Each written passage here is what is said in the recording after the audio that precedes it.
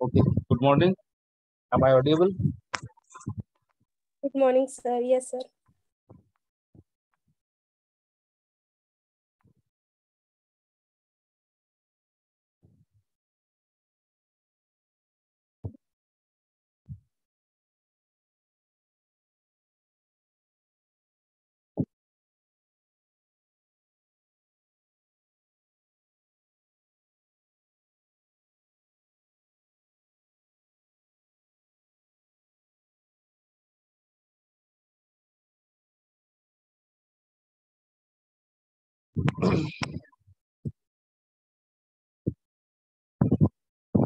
Okay.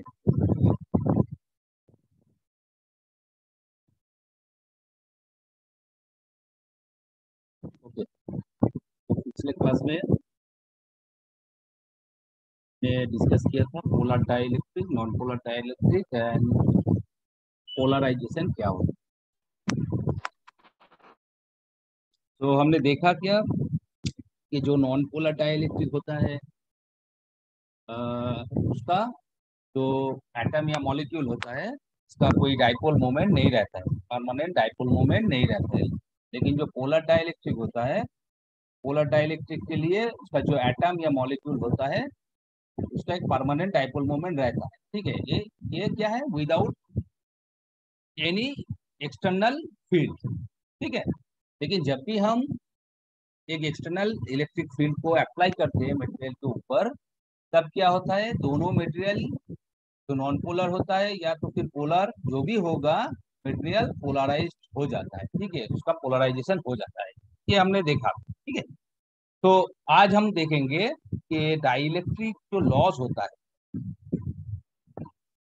Dielectric loss क्या होता है। ठीक है, सो किसी भी मटेरियल के ऊपर, चाहे पोलर हो या नॉन पोलर हो, मटेरियल के ऊपर जब भी हम एक्सटर्नल फील्ड को अप्लाई करते हैं तो क्या होता है, मटेरियल के अंदर उसका जो एटम या मॉलिक्यूल होता है उसके ऊपर एक फोर्स लगता है। ये हमने देखा है। क्या होता है, force is equal to charge into field, है ना। तो इस फोर्स के वजह से या फिर मटेरियल के ऊपर एक स्ट्रेस लगता है, एटम और मॉलिक्यूल के ऊपर एक स्ट्रेस लगता है, के वजह से ये क्या होता है, ये जो पोलराइजेशन, एक पोलराइजेशन आ जाता है ना। लेकिन अगर अगर मान लो यहाँ पर हमने एक्सटर्नल फील्ड को अप्लाई किया तो कुछ इस डायरेक्शन में इसका पोलराइजेशन होता है ना। लेकिन अब ये जो फील्ड है, एक्सटर्नल फील्ड, इसको हम रिवर्स डायरेक्शन में अप्लाई, उल्टा डायरेक्शन में अप्लाई, या तो फिर किसी भी डाइलेक्ट्रिक मटेरियल, मान लो एक कैपेसिटर। ठीक है, एक कैपेसिटर है जिसके अंदर क्या रहता है, डाइलेक्ट्रिक रहता है। Dielectric material separating the two conductor, है ना, टू कंडक्टर सब्जेक्टेड स्ट्रेस। अब इसका उल्टा डायरेक्शन में अगर हम अप्लाई करेंगे, मतलब पोटेंशियल को आप रिवर्स कर देते हैं। ठीक है, पोटेंशियल को आप रिवर्स कर देते हैं। मान लो कि पहला पहला केस में पोटेंशियल हमने इस डायरेक्शन में अप्लाई किया। अब इसी कैपेसिटर के ऊपर हम पोटेंशियल डायरेक्शन को, पोटेंशियल जो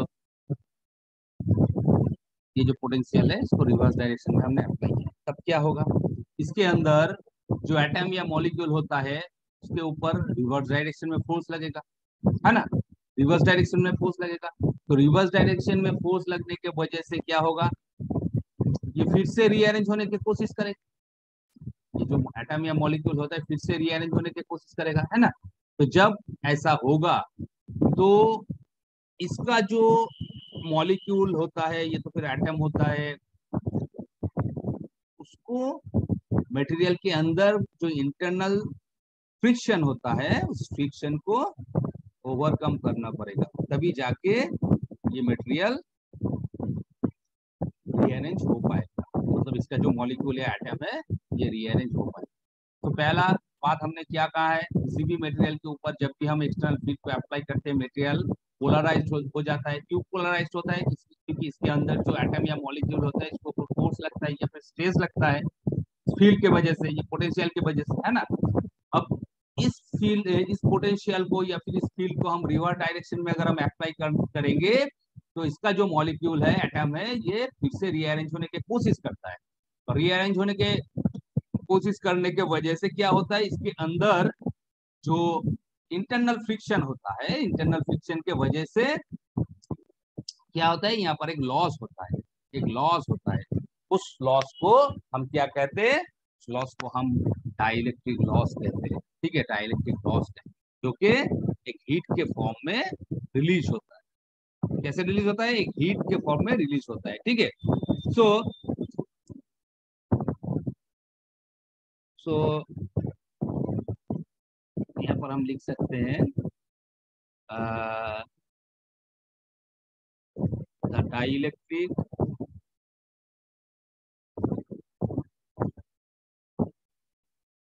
material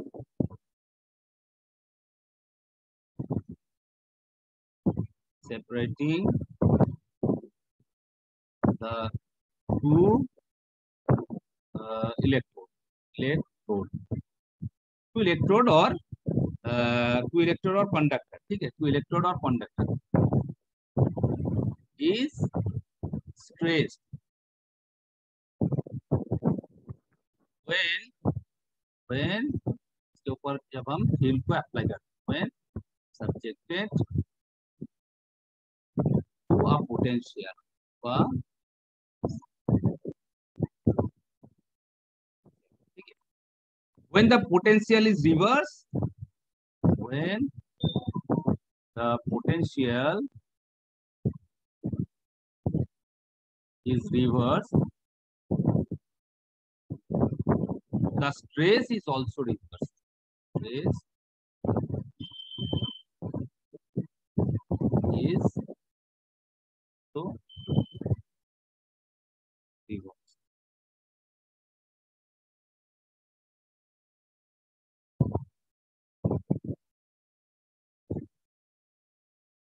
The stress is also reversed. ठीक है, तो अब इसके वजह से क्या होता है, मॉलिक्यूलर जो मॉलिक्यूलर रीअरेंजमेंट, डाइलेक्ट्रिक के अंदर एक मॉलिक्यूलर रीअरेंजमेंट होता है। ठीक है, this involve energy loss, this involve energy loss हर एक रिवर्सल में, हर एक रिवर्सल में। मतलब कि मान लो कि हम एसी एसी यहाँ पर अप्लाई कर रहे हैं, एक एसी पोटेंशियल को अप्लाई कर रहे हैं।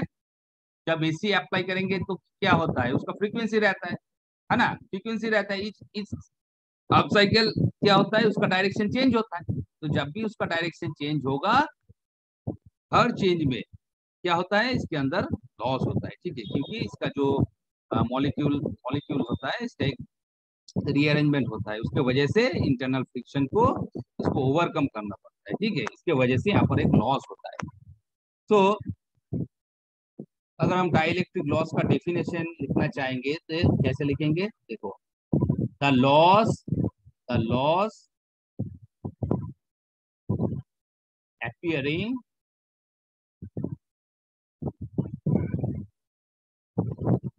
in the form of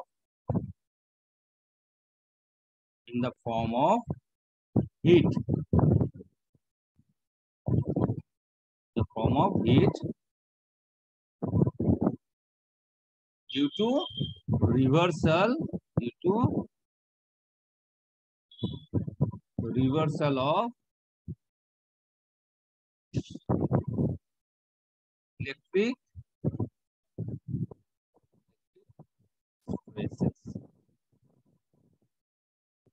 stresses compelling molecular rearrangement, molecular rearrangement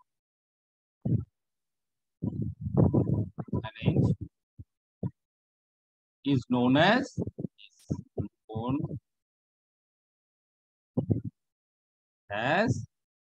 dielectric loss. Dielectric loss known as dielectric loss. तो फिर से हम एक बार बता देते हैं डाइलेक्ट्रिक लॉस क्या है। जब भी किसी डाइलेक्ट्रिक के ऊपर हम फील्ड को अप्लाई करते हैं तो उसका वो मटेरियल पोलराइज्ड हो जाता है। ठीक है, जब भी उस मटेरियल के ऊपर हम रिवर्स डायरेक्शन में फील्ड को अप्लाई करेंगे तो उसके अंदर जो मॉलिक्यूल होगा वो रीअरेंज होने की कोशिश करता है उसका अपोजिट डायरेक्शन में, है ना।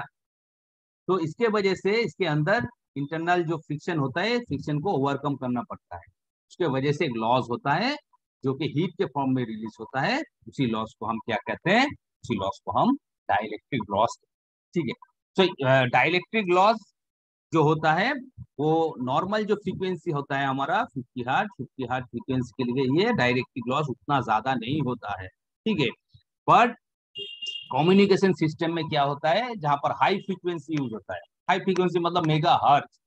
सो जब इतना ज्यादा फ्रीक्वेंसी वहां पर यूज होगा तब क्या होगा, यहाँ ये जो डाइलेक्ट्रिक लॉस है बहुत ज्यादा बढ़ जाता है। ठीक है, बहुत ज्यादा बढ़ जाता है। सो हमें ऐसा मटेरियल को वहां पर यूज करना होगा जिस मटेरियल का क्या होता है, डाइलेक्ट्रिक लॉस कम होता है। जैसे कि सेरामिक टाइप का जो मटेरियल होता है, प्लास्टिक टाइप का जो मटेरियल मटेरियल होता है, ग्लास, इन सब का क्या होता है, डाइलेक्ट्रिक लॉस कम होता है। तो इस मटेरियल को हम क्या करेंगे, जैसे कि glass, ceramic, ceramics, special plastic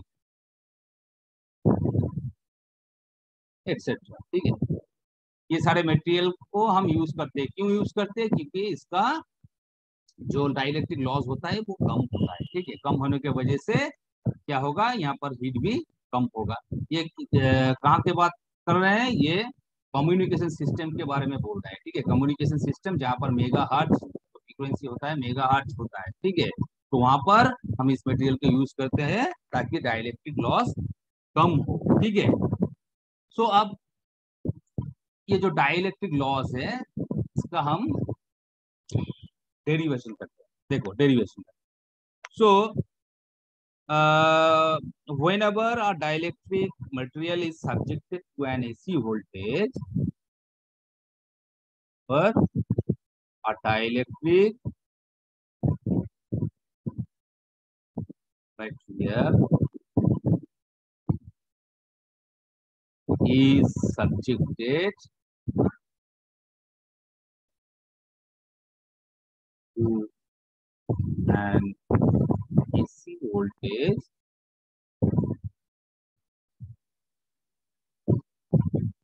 the leakage current, the leakage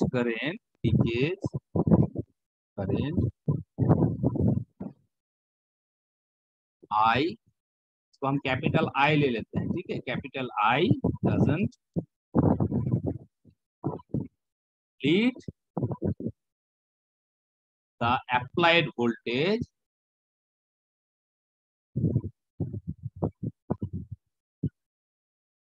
V by exactly 90, by exactly 90। ठीक है, जब भी हम किसी भी डाइलेक्ट्रिक मटेरियल के ऊपर एसी वोल्टेज को अप्लाई करते हैं, एसी वोल्टेज मतलब फ्रीक्वेंसी है ना। सो उसका जो लीकेज करंट होता है आई, का जो लीकेज करंट होता है आई, ये करंट अप्लाई जो वोल्टेज है उसके साथ एग्जैक्टली 90 डिग्री में नहीं होता है, 90 डिग्री से कम होता है। हम जानते हैं कि अगर एक प्योर कैपेसिटर होगा, ठीक है, प्योर कैपेसिटर के लिए क्या होता है, करेंट और वोल्टेज के बीच जो फेज एंगल होगा कितना होगा, कितना होता है एक प्योर कैपेसिटर के लिए,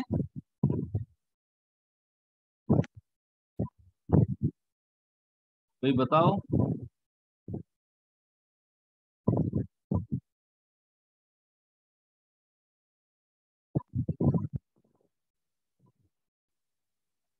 प्योर कैपेसिटर के लिए फेज एंगल कितना होगा, सर 90 थोड़ा जोर से बोलो। Degree sir. 90 degree practical case में ऐसा होता है, तो प्रैक्टिकल में नहीं होगा। प्रैक्टिकल में नहीं होगा, ये आइडियल केस है। ठीक है, आइडियल केस में क्या होता है, जो कैपेसिटर होता है कैपेसिटिव करंट जो होता है वो वोल्टेज से 90 डिग्री में लीड करेगा या लैग करेगा? कौन कौन किसके साथ लीड करता है बताओ तो? सर आई लीड कैपेसिटर में करंट करंट लीड करेगा या वोल्टेज लीड करेगा? सर आई आई लीड करेगा। और वोल्टेज क्या करेगा? अगर करंट के साथ कंपेयर करेंगे तो वोल्टेज करंट से क्या होगा, लीड करेगा या लैग करेगा? लैग करेगा सर। लैग करेगा। लैग करेगा। तो यहाँ पर आइडियल केसेस में क्या होता है, ये कैपेसिटिव करंट होता है आईसी, ये क्या है हमारा वोल्टेज, इनका बीच जो एंगल होता है क्या होता है 90 डिग्री होता है, क्योंकि हम जानते हैं एक प्योर कैपेसिटर के लिए क्या होता है, एक प्योर कैपेसिटर के लिए करंट हमेशा वोल्टेज से 90 डिग्री में लीड करता है, ठीक है। लेकिन प्रैक्टिकल केसेस में ऐसा नहीं होता है। सो प्रैक्टिकल केस में क्या होगा, ये जो करंट है, ये करंट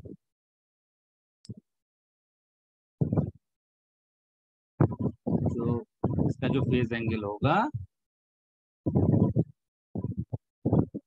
करंट का फेज एंगल जो होगा इज देन 90 डिग्री, देन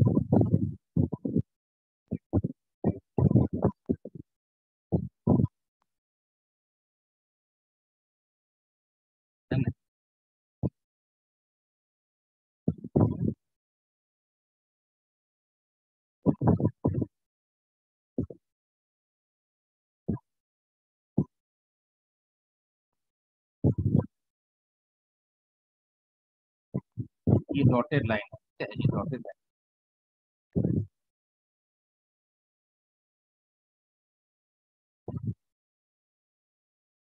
क्या है, डॉटेड। सो एक प्रैक्टिकल कैपेसिटर के लिए ये करंट होगा आई। आई ऐसा क्यों होता है, क्यों होता है ऐसा? क्योंकि प्रैक्टिकली कैपेसिटर के अंदर भी कुछ ना कुछ रेजिस्टिव प्रॉपर्टी रहता है, ना कुछ रेजिस्टिव प्रॉपर्टी रहता है। और हम जानते हैं अगर रेजिस्टिव प्रॉपर्टी रहेगा तो एग्जैक्टली 90 डिग्री में क्या होगा, उसका फेज एंगल नहीं होगा, 90 डिग्री से कुछ कम होगा। तो मान लेते हैं अभी ये जो करंट और वोल्टेज का जो एंगल है ये क्या है, थीटा, ठीक है, ये थीटा है, ठीक है। तो phase angle theta, phase angle theta is always less than 90 degree, ठीक है, 90 डिग्री से कम होता है, ओके, 90 डिग्री से कम होता है। सो अब जो डाइलेक्ट्रिक पावर लॉस होगा, पावर लॉस यहाँ पर देखते हैं, power loss P is equal to the dielectric loss can be calculate, P is equal to BI cos theta, BI cos theta, ठीक है। अब यहाँ पर ये जो IC है एंड I, मान लो इसके बीच जो एंगल है ये डेल, क्या है डेल, ठीक है। सो यहाँ पर थीटा कितना होगा, थीटा कितना होगा 90 डिग्री माइनस डेल, है ना, थीटा कितना होगा 90 डिग्री माइनस डेल। एंड ये जो करंट है इस एंगल को कंसीडर करो, ये डेल इस एंगल को कंसीडर करो, तब ये जो करंट होगा, जो करंट होगा आईसी जो फेज में है, आईसी के फेज में इसका वैल्यू कितना आएगा, इसको इस करंट को अगर हम स्प्लिट कर देंगे, ये वाला एंगल अगर हम ले लेंगे तो इस डायरेक्शन में, मतलब आईसी के फेज में ये जो आई करंट है, आई करंट, इसका जो एक्टिव पार्ट होगा वो कितना होगा बताओ तो?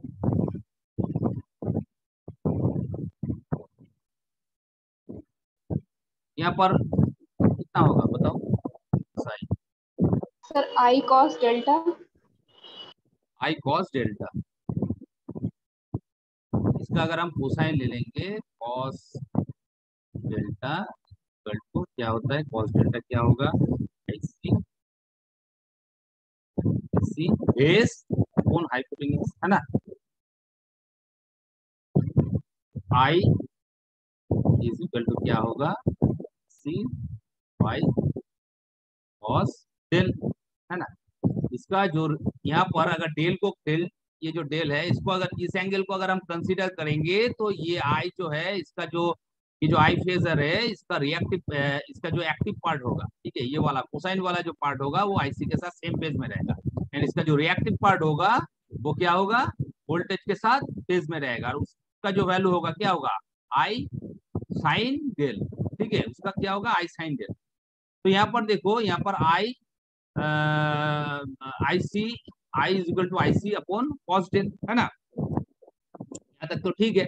अब इस इक्वेशन में वोल्टेज, ये जो आई है एंड थीटा है, इसके जगह ये वैल्यू, ये दो वैल्यू को पुट कर दो, आई का वैल्यू को पुट करो, थीटा का वैल्यू, सो इक्वेशन क्या बनेगा, तो V V into I, I मतलब क्या है, आई मतलब I C by cos del into cos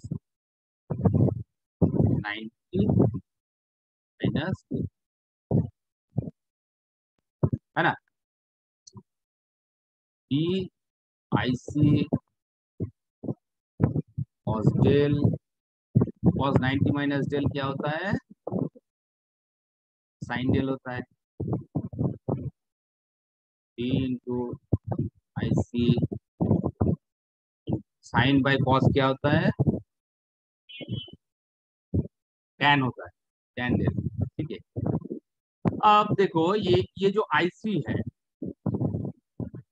ये जो आईसी है वोल्टेज के टर्म में इसको हम कैसे लिखेंगे, वी इंटू कैपेसिटर का वोल्टेज क्या होगा, बोलो, आईसी, आईसी क्या होता है, वी क्या होता है, आईसी इंटू एक्सी, तो यहाँ पर आईसी क्या होगा, वी अपॉन एक्सी, तो यहाँ पर वी अपॉन एक्सी को करो, V upon XC to tan, तो यहाँ पर वी स्क्वायर है, आप एक्सी, एक्सी का फॉर्मूला क्या है, कैपेसिटिव रिएक्टेंस जो होगा उसका फॉर्मूला क्या होता है, बताओ,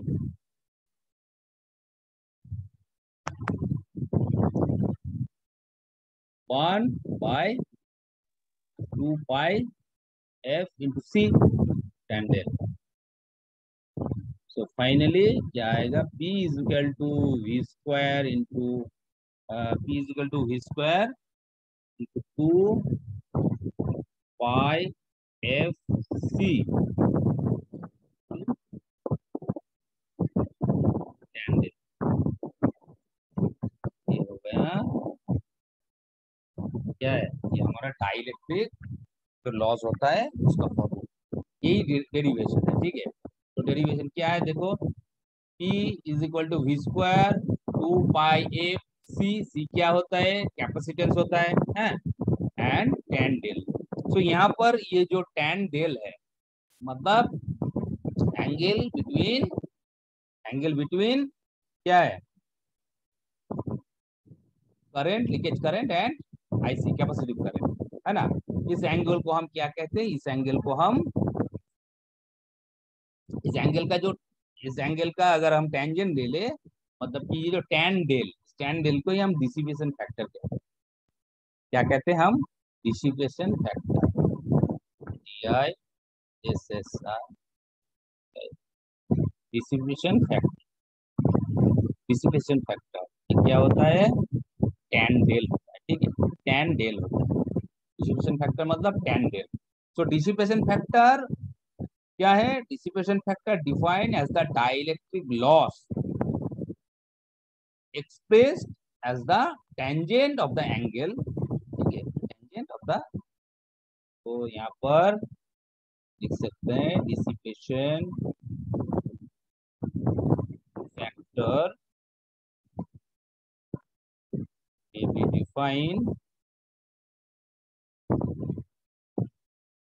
may be defined as the dielectric loss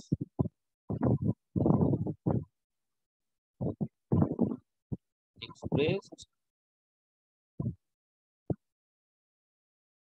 as the tangent of the angle between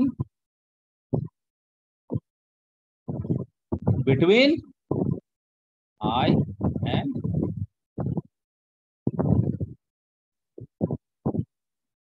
IC. ठीक है, I and IC of the capacitor.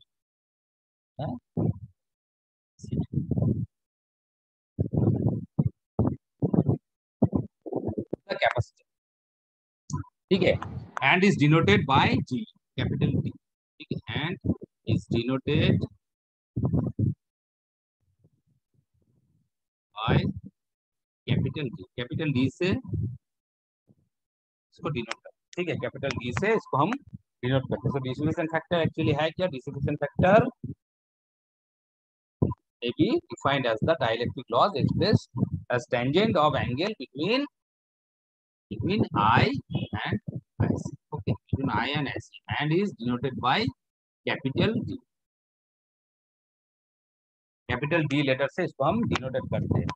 और एक जो गुड डाइलेक्ट्रिक, देखो ये जो डिसिपेशन फैक्टर है यहाँ से साफ साफ दिख रहा है, इसका वैल्यू अगर ज्यादा होगा, किसी भी डाइलेक्ट्रिक मटेरियल का जो डिसिपेशन फैक्टर होगा वो अगर ज्यादा होगा तो यहाँ पर डाइलेक्ट्रिक लॉस भी ज्यादा होगा। ठीक है, डाइलेक्ट्रिक लॉस भी ज्यादा होता है। ठीक है, एंगल अगर ज्यादा होगा, ये जो टेंडेल का वैल्यू अगर ज्यादा होगा तो dielectric loss will be high.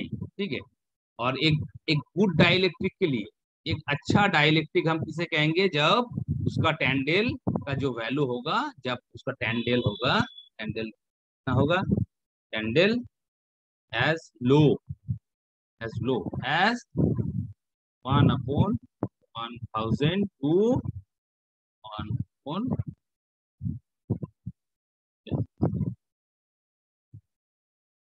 एक गुड डाइलेक्ट्रिक हम तभी कहेंगे जब इस टेंडेल मतलब डिसिपेशन फैक्टर का वैल्यू 1/1000 to 1/10,000 ऐसा होता है। ठीक है, तब इस डाइलेक्ट्रिक को हम क्या कहेंगे? एक गुड डाइलेक्ट्रिक कहेंगे। तो इस फॉर्मूले को याद रखना। ठीक है, अच्छा, अब ये जो डाइलेक्ट्रिक लॉस है, ये लॉस कुछ फैक्टर के ऊपर डिपेंड करता है, फैक्टर के ऊपर डिपेंड करता है। अब देखेंगे कौन सा फैक्टर के ऊपर ये डाइलेक्ट्रिक लॉस डिपेंड करता है। ठीक है, so factors affecting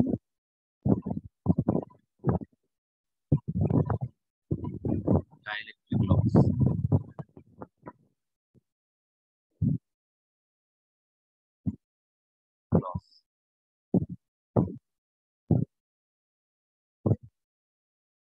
factor affecting dielectric loss, so कौन सा फैक्टर के ऊपर डिपेंड करेगा? देखो इक्वेशन से ही तो हमें पता चल जाएगी। इक्वेशन क्या है? E is equal to V 2 square 2 pi F C tan del, है ना? ये वाला इक्वेशन। सो यहाँ पर C कैपेसिटेंस है एंड ये जो F है ये फ्रीक्वेंसी। ठीक है, सो पहला पॉइंट हम लिख सकते हैं कि dielectric loss is directly proportional to the square of the supply voltage, है ना? तो dielectric loss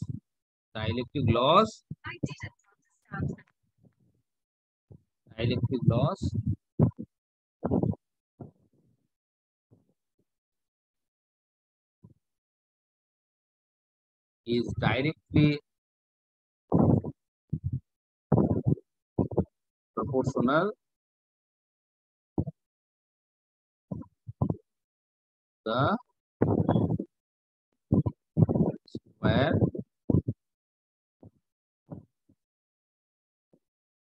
of supply voltage.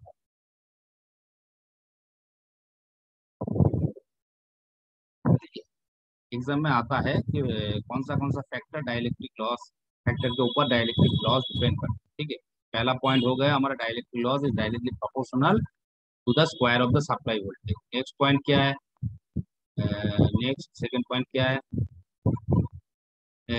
डायरेक्ट्रिक loss is directly proportional to the supply frequency. ठीक है, इज डायरेक्टली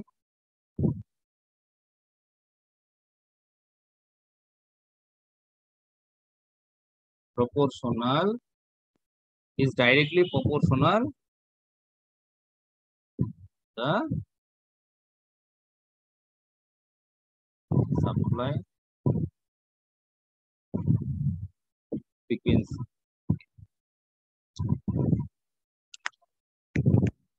नेक्स्ट पॉइंट क्या है, नेक्स्ट पॉइंट क्या है, with the presence of humidity dielectric loss humidity में बढ़ जाता है। with the presence of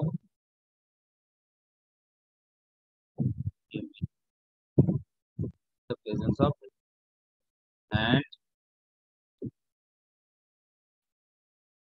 and number 4 with the temperature। ठीक है, with the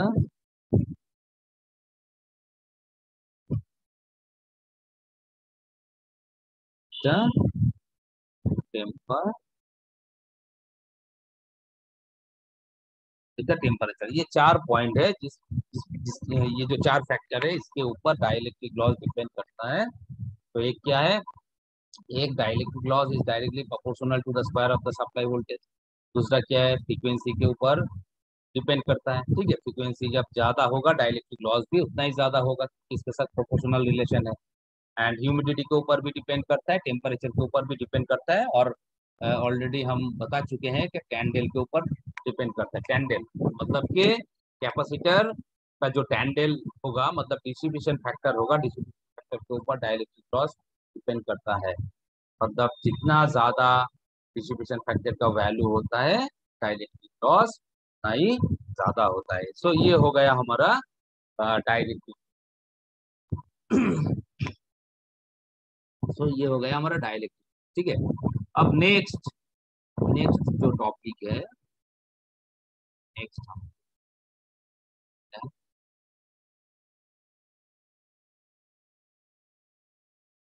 परमिटिविटी। एक प्रॉपर्टी होता है, permittivity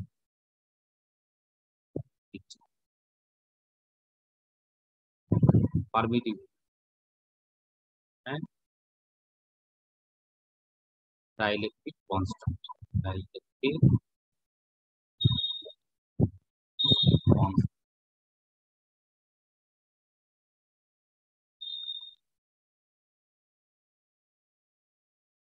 permittivity and dielectric constant. तो परमिटिविटी एंड डाइलेक्ट्रिक कांस्टेंट क्या है, जैसे कि हमने मैग्नेटिक मटेरियल के लिए हमने देखा था परमिएबिलिटी।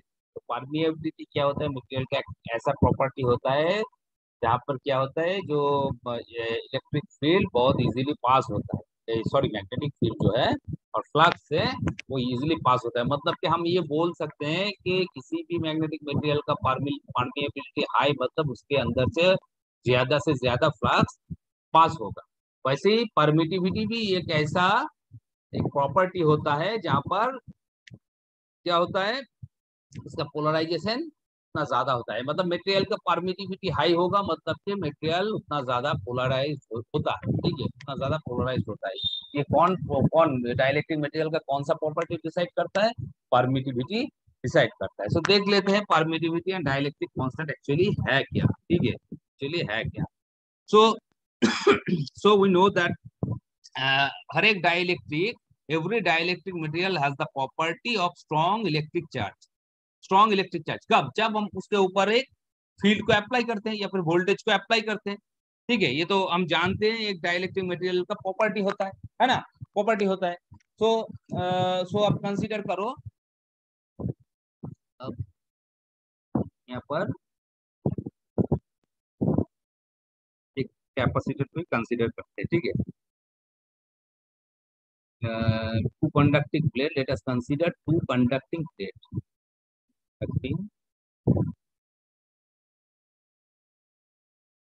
ले ले कंडक्टिंग प्लेट ले ले।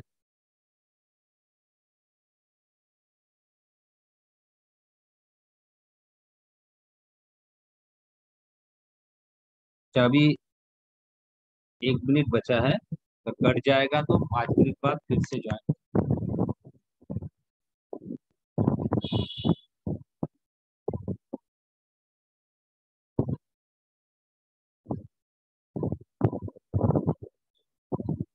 यहाँ पर हम मान लो कि एक वोल्टेज पे अप्लाई करो, वोल्टेज पे अप्लाई करें, किसी वोल्टेज पे यहाँ पर अप्लाई करें।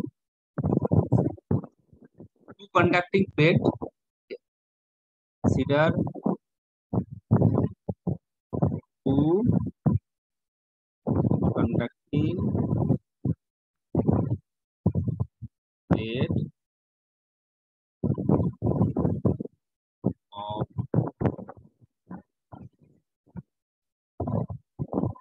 area of cross section